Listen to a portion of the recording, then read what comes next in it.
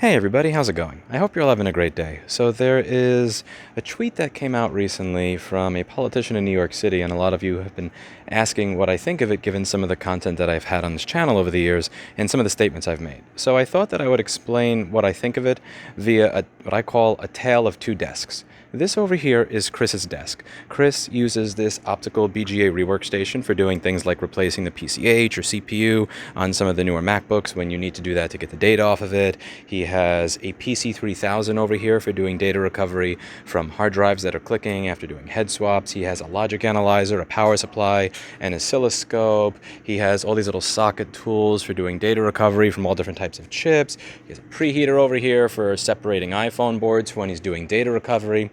He does data recovery from micro SD cards that have physical damage. He does data recovery from hard drives, SSDs, and he also fixes MacBooks that have holes in the board or that are destroyed where a customer needs the data. He is a very, very smart person, and he eclipses me by leaps and bounds when it comes to skill.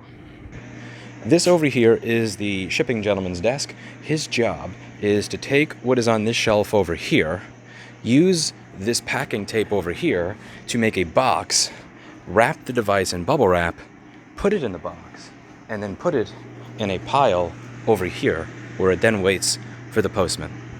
This is a tweet from my congresswoman saying, "The suggestion that any job is low skill is a myth perpetuated by wealthy interests to justify inhumane working conditions, little or no health care, and low wages. Plus, being a waitress has made me and many others better at our jobs than those who've never known that life."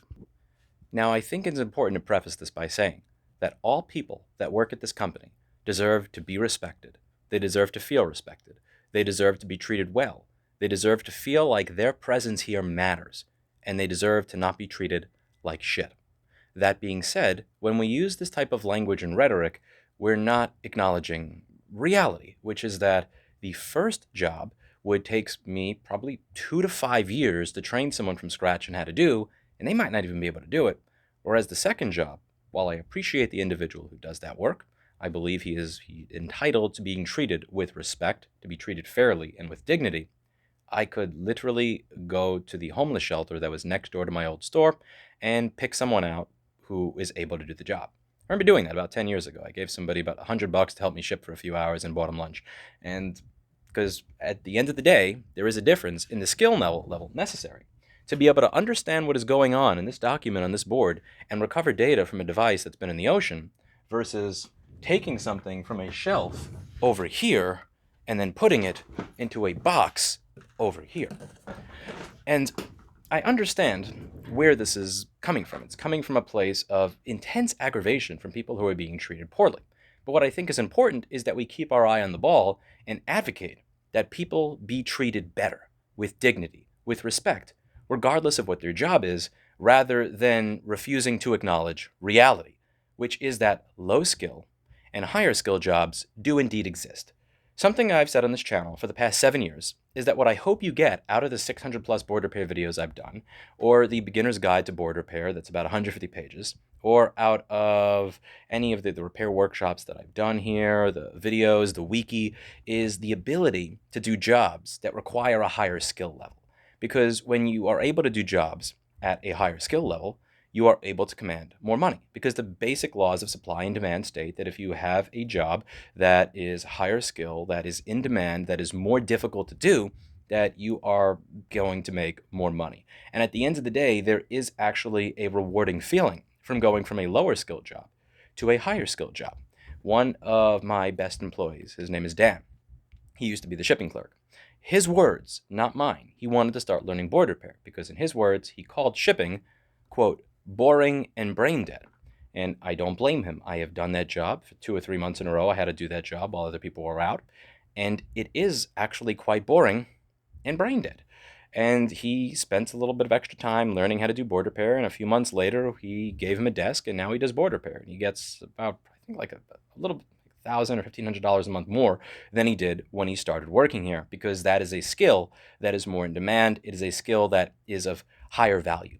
And there's something that is fun and exciting and rewarding, regardless of the money, of going from doing something that's lower skill to higher skill. There's a feeling of achievement. There's a kick of dopamine when you figure something out, when you make the fan spin on a board, when all you did for the last 3 to 6 months is tape up cardboard boxes and take something from a shelf over here and put it over there.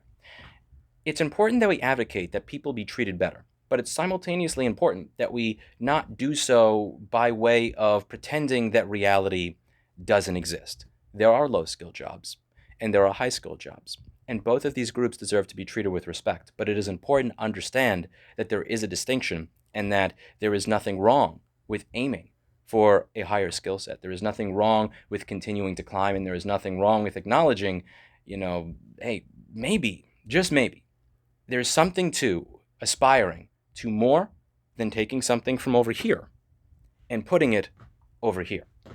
When I started in this business, I replaced screens on laptops. That was just screens and laptops, no board repair, no anything else. Take out 5 screws, put 5 screws in. And the way that I was able to make more money, to make a name for myself, to grow this business to where it is right now, is by doing less of the lower skilled work of let's take 8 screws out and put 8 screws back in, and start doing some of the work that I show on this screen. That's it for today. And as always, I hope you learned something. Let me know what you think in the comments down below, and I will see you in the next video. Bye now.